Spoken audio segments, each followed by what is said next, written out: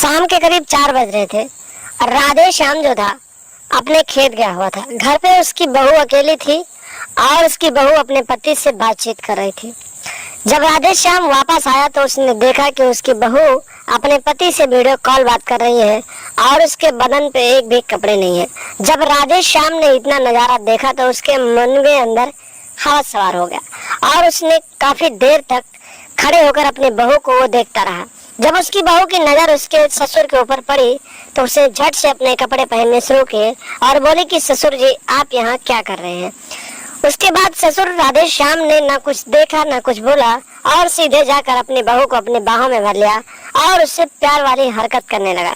लेकिन उसके बाद बहू ने जो किया आप लोग खुद देख लीजिए।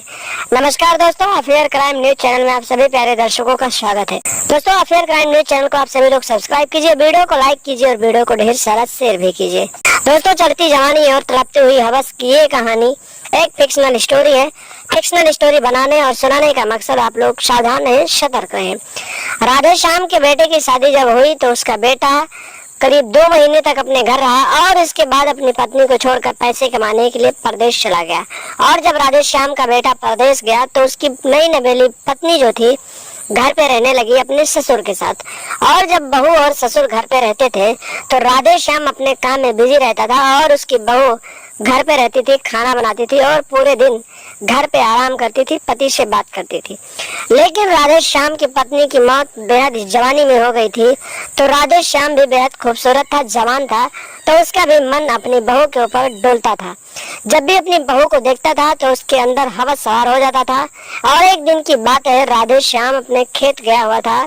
शाम के करीब 4 बज रहे थे और जब वापस आया तो उसने देखा कि उसकी बहू अपने पति से वीडियो कॉल पे बात कर रही है और उसके बदन पर एक भी कपड़े नहीं है।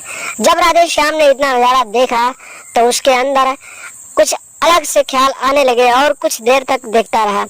जब कुछ देर बाद जब उसकी बहू की नजर उसके ससुर पे पड़ी तो बहू ने कहा कि बाबूजी आप यहाँ क्या कर रहे हैं और आप मुझे ऐसे क्यों देख रहे हैं। राधे श्याम वहाँ पर कुछ नहीं बोला और सीधे कमरे में घुस गया और फिर अपनी बहू को बाहों में भर लिया और फिर उसे प्यार करने लगा।